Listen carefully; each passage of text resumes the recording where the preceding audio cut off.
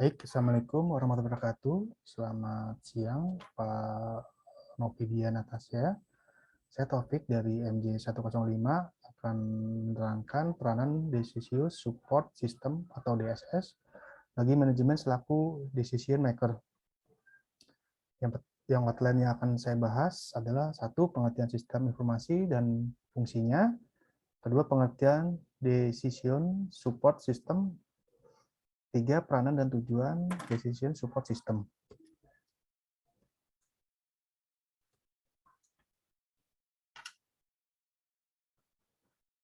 Sistem informasi. Secara umum, sistem informasi merupakan suatu kumpulan dan komponen dalam perusahaan atau organisasi yang berhubung dengan proses pencipta dan pengaliran informasi. Sedangkan menurut Yogianto, sistem informasi adalah sekumpulan hardware, software, firmware, prosedur, dan atau aturan yang diorganisasikan secara integral untuk mengolah data menjadi informasi yang bermanfaat guna memecahkan masalah dan mengambil keputusan. Fungsi sistem informasi, suatu perusahaan dapat memandang bahwa sistem informasi yang ada hanya sebatas merupakan alat bantu untuk meningkatkan efisiensi perusahaan. Dua, sangat strategis dalam artian secara signifikan memberi kepuasan pelanggan terhadap produk dan jasa yang diberikan perusahaan. Untuk meningkatkan efisien proses kerja atau aktivitas operasional, terutama untuk urusan administrasi serta dokumentasi, sehingga mendorong untuk melakukan investasi pembelian komputer untuk dapat meningkatkan efisiensi efektivitas dalam pengolahan perusahaan. Baik, yang akan saya bahas yang kedua adalah Decision Support System atau DSS. Pengertian Decision Support System menurut Wainwright Martin menyatakan bahwa DSS is a computer-based system, almost always interactive, designed to assist a manager or another decision maker in making decision. Sedangkan menurut Yogianto, DSS atau sistem penunjang keputusan adalah suatu sistem informasi untuk membantu manajer level menengah untuk proses pengambilan keputusan setengah struktur atau semi struktur supaya lebih efektif dengan menggunakan model-model analitis dan data yang tersedia. Secara umum, DSS adalah sebuah sistem yang mampu memberikan kemampuan baik kemauan pemecah masalah maupun kemampuan pengkomunikasian untuk masalah semi terstruktur. Menurut Tuban, komponen sistem penunjang keputusan dapat dibangun dari subsistem berikut ini. Yang pertama, subsistem manajemen data atau data manajemen subsistem meliputi basis data yang berisi data yang relevan dengan keadaan dan dikelola software yang disebut DBMS atau Database Management System. Kedua, subsistem manajemen model. Model manajemen subsistem berupa sebuah paket software yang berisi model-model finansial, statistik, manajemen efisiensi, atau model kuantitatif, atau model kuantitatif yang menyediakan kemampuan analisa dan software manajemen yang sesuai. Ketiga, subsistem manajemen pengetahuan atau knowledge management subsystem merupakan subsistem optimal yang dapat mendukung subsistem lain atau berlaku sebagai komponen yang berdiri sendiri atau yang disebut independen. Yang keempat, subsistem antar muka pengguna atau user interface subsystem merupakan subsistem yang dapat dipakai oleh user untuk berkomunikasi dan memberi perintah atau menyediakan user interface. Kelima, penggunaan user, termasuk di dalamnya adalah penggunaan user, manager, dan pengambilan keputusan.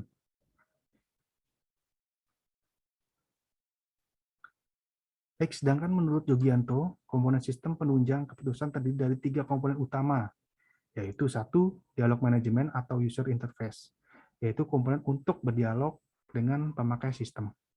Kedua, model manajemen, yaitu komponen yang mengubah data menjadi informasi yang relevan. Model-model yang banyak digunakan di sistem penunjang keputusan adalah model matematika optimasi seperti linear programming, dynamic programming, dan lain-lain. Ketiga, data management, yaitu komponen basis data yang terdiri dari semua basis data yang dapat diakses seperti halnya sistem informasi pada umumnya. Sistem penunjang keputusan juga mempunyai komponen lain, yaitu komponen teknologi dan kontrol.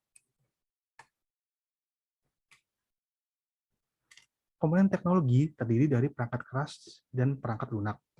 Perangkat lunak spesifik yang digunakan oleh DSS misalnya spreadsheet, database management system, dan query language. Yang akan saya bahas tentang DCS yaitu peranan Decision Support System bagi manajemen selaku decision maker. Decision Support System atau DSS atau sistem pendukung keputusan digunakan oleh para manajer sebagai alat bantu untuk membuat keputusan, bukan sebagai pengganti manajer, sehingga keputusan apapun tetap berada di tangan manajer. Sebagaimana penjelasan dari Jogianto. Definisi DSS atau sistem penunjang keputusan adalah suatu sistem informasi untuk membantu manajer level menengah untuk proses pengambilan keputusan setengah struktur supaya lebih efektif dengan penggunaan model-model analitik dan data yang tersedia.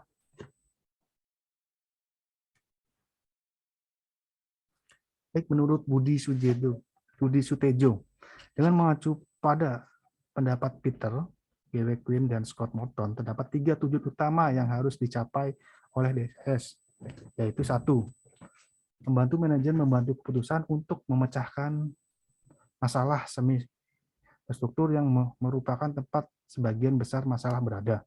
Kedua, mendukung penilaian manajer bukan mencoba menggantikannya, di mana komputer dapat ditetapkan pada bagian masalah yang terstruktur, tetapi manajer bertanggung jawab atas bagian yang terstruktur, supaya menerapkan penilaian atau intuisi dan melakukan analisis.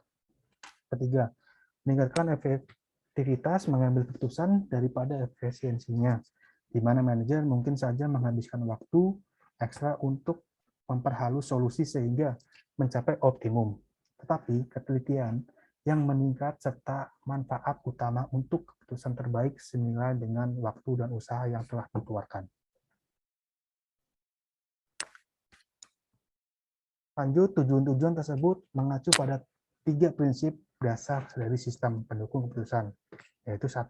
Struktur masalah, 2. Dukungan keputusan, 3. Efektivitas keputusan. Untuk struktur masalah, yang terstruktur penyelesaian dapat dilakukan dengan menggunakan rumus-rumus yang sesuai. Dan untuk masalah yang tidak struktur tidak dapat dikomputerisasi.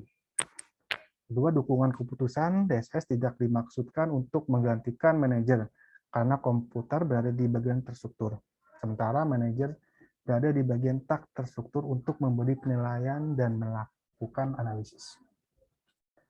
Efektivitas keputusan. Tujuan utama dari DSS bukanlah mempersingkat waktu pengambilan keputusan, tapi agar keputusan yang dihasilkan dapat lebih baik.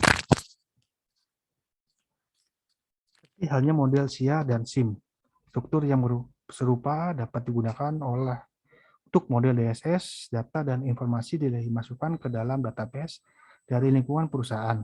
Isi database digunakan oleh 3 subsistem perangkat lunak. Pertama, perangkat lunak penulis laporan. Kedua, model matematika. Ketiga, perangkat lunak GDSS atau Group Decision Support System. Kesimpulan yang kita bahas untuk materi ini, teknologi informasi telah berkembang dengan sangat pesatnya, baik dari segi hardware maupun software.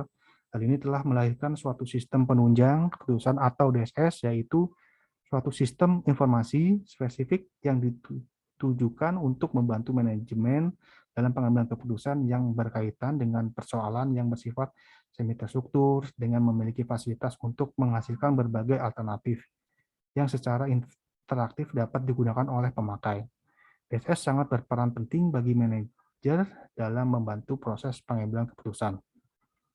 DSS dirancang dengan menekan pada aspek fleksibilitas serta kemampuan adaptasi yang tinggi, sehingga mudah disesuaikan dengan kebutuhan pemakaian aplikasi DSS dapat meningkatkan efektivitas pengambilan keputusan manajer. Baik, sekian dari saya. Terima kasih. Wassalamualaikum warahmatullahi wabarakatuh. Selamat siang.